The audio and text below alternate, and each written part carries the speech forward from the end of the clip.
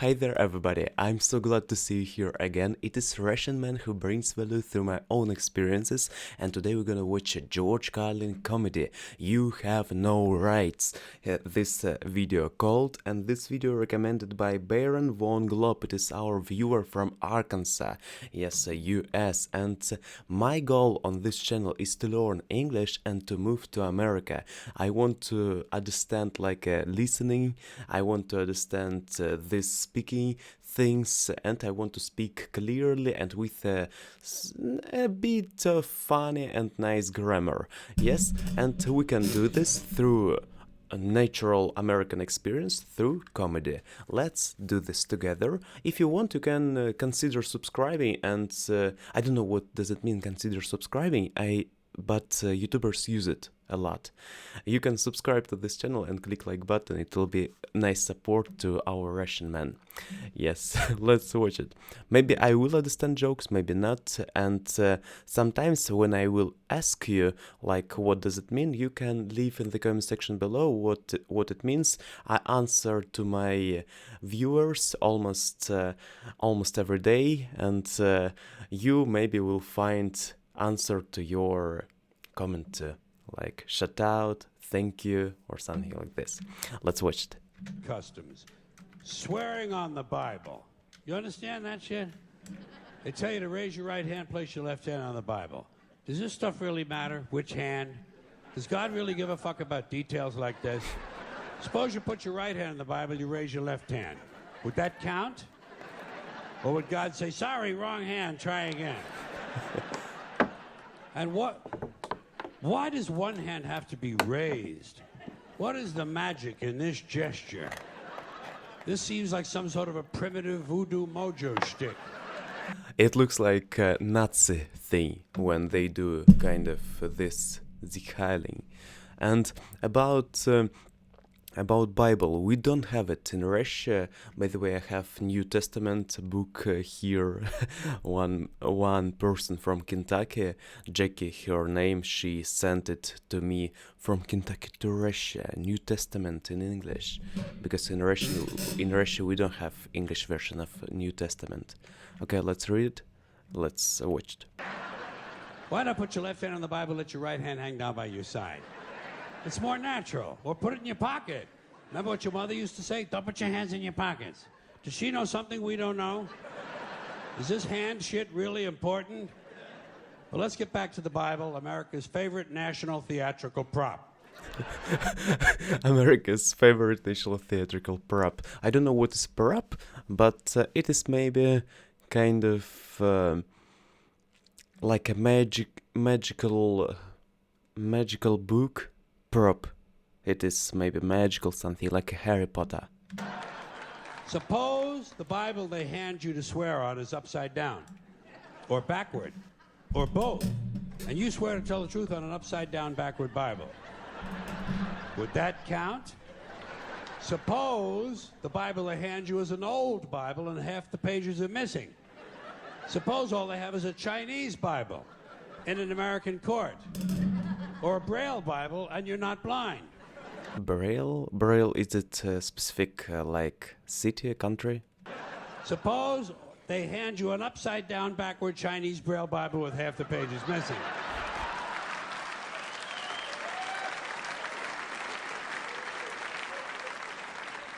At what point does all of this stuff just break down and become just a lot of stupid shit that somebody made up? They fucking made it up, folks. It's make-believe. It's make-believe. Now. Make-believe, by the way, it is interesting. Sorry for always touching my microphone because I can't find something comfortable place. Sorry for this uncomfortable maybe sounds. Make-believe, nice game, and I try to do this in Russia because I'm a Russian voice-over artist, and I do kind of different voices, I act different characters, and make believe it is a really nice game to improve your imagination, and imagination has some of the healing things, because we can through imagination we can smile, we can laugh in our own head, through imagination we can jerk off, through imagination we can kind of believe in something, like in Harry Potter or maybe in in this invisible creature in the heavens. All right. Okay. Let's leave the Bible aside. We'll get back to the science fiction reading later. The more important question is, what is the big deal about swearing to God in the first place? Why does swearing to God mean you're going to tell the truth? Wouldn't affect me. If they said to me, you swear to tell the truth, the whole truth, and nothing but the truth, so help you God, I'd say, yeah. I'll tell you about as much truth as the people who wrote that fucking Bible. How do you like that? Huh? Hilarious. Swearing on the Bible doesn't mean anything. It's kid. Swearing to God is kid stuff. Remember when you were a kid, if you told another kid something he didn't quite believe, he'd say, "You swear to God?" I would always say, "Yeah, I swear to God," even if I was lying. Why not? What's going to happen if I lie? Nothing. Nothing happens if you lie, unless you get caught, and that's a whole different story. In Russia, we have something like swearing to God. Swearing to God in expression, but we say it, I swear to my mother, like swear to my mother, or in Russian it is мамой клянусь. It means I do swearing for my mother, swear to my mother. And also we have like I give you teeth. In Russia, it is kind of gopnik style. Gopnik, it means a person like a redneck in Russia, but who is like like a bandito plus redneck. It is kind of combination of it in Russia, gopnik. And they say like, I give you teeth. It means that I'm telling you a truth. Interesting facts. Sometimes a kid would think he was being slick with me, and he'd say, "You swear on your mother's grave?" I'd say, "Yeah. Why not? First of all, my mother was alive. She didn't even have a grave. Second of all, even if she was dead, what's she going to do? Rise from the grave and come and haunt me? Come and haunt me? All because I told a lie to an 8-year-old? Get fucking real, will you?"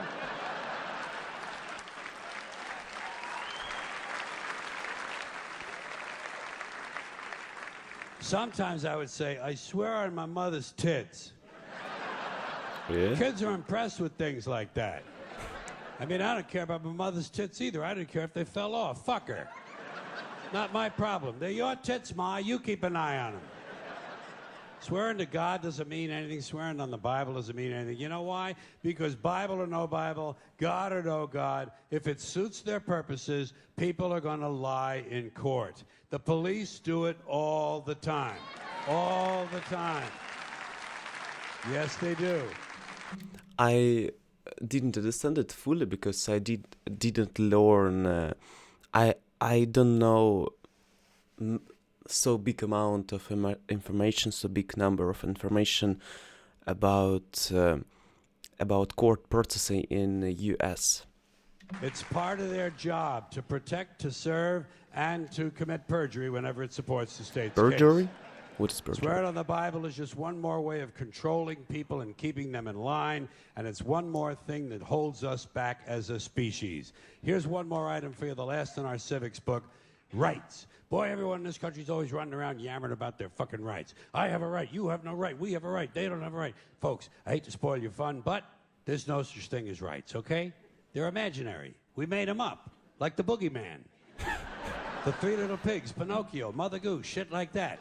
Who is the boogeyman? Boogeyman. Because we don't have it in Russia.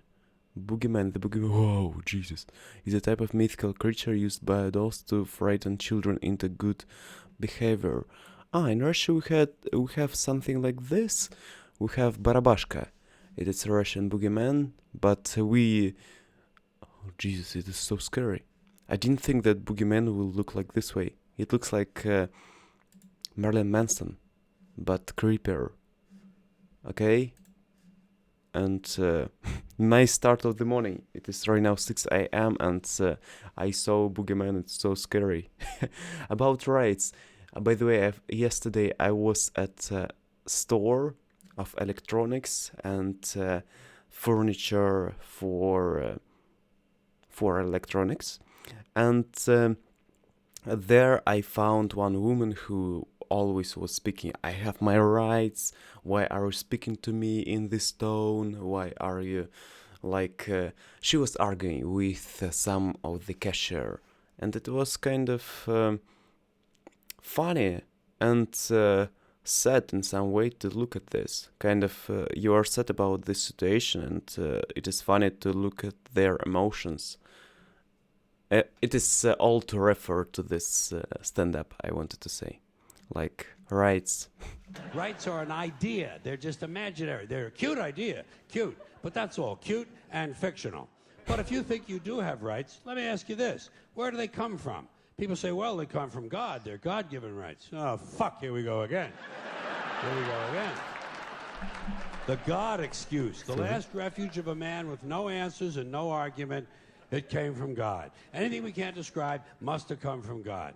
Personally, folks, I believe that if your rights came from God, He would have given you the right to some food every day, and He would have given you the right to a roof over your head. God would have been looking out for you. God would have been looking out for you.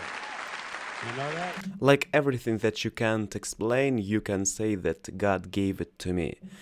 And maybe it is truth. I don't know, because I'm agnosticism man. I believe that maybe it is we have it, maybe we don't have it, and I think that when you can't explain something, we should create something to make it. We should create something that we will believe, even if we believe in some of the stars on the. Because we have people who believe in astrology, yes? Someone believes in astrology, someone believes in karma, someone believes in God, someone believes in maybe this kind of, I don't know what is, it is kind of stones on their neck lace, yes, and everybody believes in something. Some people believe in superstitions, even if they are not religious people. They believe, and they should do something with it. Someone believe in someone's states of mind. It is all about our imagination. We should create things to believe, to make our life like a beautiful. And it doesn't mean that we should believe in God. It is my opinion. He would have been worried about making sure you have a gun so you get drunk on Sunday night and kill your girlfriend's parents. But let's say it's true. Let's say God gave us these rights. Why would He give us a certain number of rights?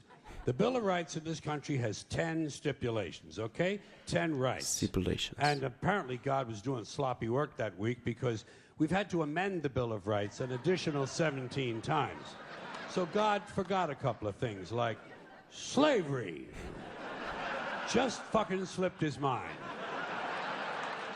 But let's say God gave us the original 10. He gave the British 13. The British Bill of Rights has 13 stipulations. The Germans have 29. The Belgians have 25. The Swedish have only 6. And some people in the world have no rights at all. What kind of a fucking goddamn God-given deal is that? No rights at all? Why would God give different people in different countries different numbers of different rights? Boredom? Amusement? Bad arithmetic? Do we find out at long last, after all this time, that God is weak in math skills? Doesn't sound like divine planning to me. Sounds more like human planning. Sounds more like one group trying to control another group. In other words, business as usual in America. Now, if you think you do have rights, one last assignment for you. Next time you're at the computer, get on the internet, go to Wikipedia. When you get to Wikipedia, in the search field for Wikipedia, I want you to type in Japanese Americans 1942, and you'll find out all about your precious fucking rights, okay? One moment. Japanese Americans 1942. Internment of Japanese Americans. I heard about it. It is like... Yes, I heard about it. I read even in the book about America. The internment of Japanese Americans in the United States during World War II, with the forced relocation incarceration in concentration camps in the western interior of the country of about 120,000 people of Japanese ancestry, most of whom lived on the Pacific coast. I heard about it. I've read it. Too, and you'll find out all about your precious fucking rights, okay? All right. You know about it. You know about it. Yeah. In 1942, there were 110,000 Japanese American citizens and good standing, law-abiding people who were thrown into internment camps simply because their parents were born in the wrong country. That's all they did wrong. They had no right to a lawyer, no right to a fair trial, no right to a jury of their peers, no right to due process of any kind. The only right they had, right this way, into the internment camps. Just Nice humor. Like only right they had, right this way. Interesting. It is. I don't know. Do you have it in English language? But in Russian we have kalambur word of it. Let's translate it. Do you have it? Evoke. Evoke, I think. It is the name of it, or pan. One moment. Pan. Pan. A joke exploiting the different possible meanings of a word, or the fact that there are words which sound alike but have different meanings. Make a joke exploiting the different possible meanings of a word. Yes, pun, quibble, wordplay, play on words, equiloque, quirk. When these American citizens needed their rights the most, their government took them away. And rights aren't rights if someone can take them away. They're privileges. That's all we've ever had in this country is a bill of temporary privileges. And if you read the news even badly, you know that every year the list gets shorter and shorter and shorter. You see how sooner or later?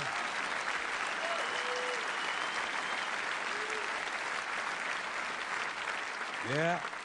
Sooner or later, the people in this country are going to realize the government does not give a fuck about them. Government doesn't care about you or your children or your rights or your welfare or your safety. It simply doesn't give a fuck about you. It's interested in its own power. That's the only thing, keeping it and expanding it wherever possible. Personally, when it comes to rights, I think one of two things is true. I think either we have unlimited rights or we have no rights at all. Personally, I lean toward unlimited rights. I feel, for instance, I have the right to do anything I please. But if I do something you don't like, I think you have the right to kill me. So where are you going to find a fairer fucking deal than that? So the next time some asshole says to you, I have a right to my opinion, you say, oh yeah? Well, I have a right to my opinion, and my opinion is you have no right to your opinion. Then shoot the fuck and walk away. Thank you. Nice, nice, nice. Like it is kind of game of directioning arrows. Arrows means arrow. It is a specific symbol that shows direction to something. Yes, and you show him this direction, he shows another. Like it is ping pong game from one side to another. Yes, it was interesting, and I heard this stand-up firstly. I didn't hear it before. I have never ever heard about it before, and now I learned it. Thank you a lot for my viewer, again for Bayron from Arkansas. And I want to learn more stuff like this. You can recommend it in the comment section below. I want to improve my English. Right now I'm reading one book called The Scarlet Letter.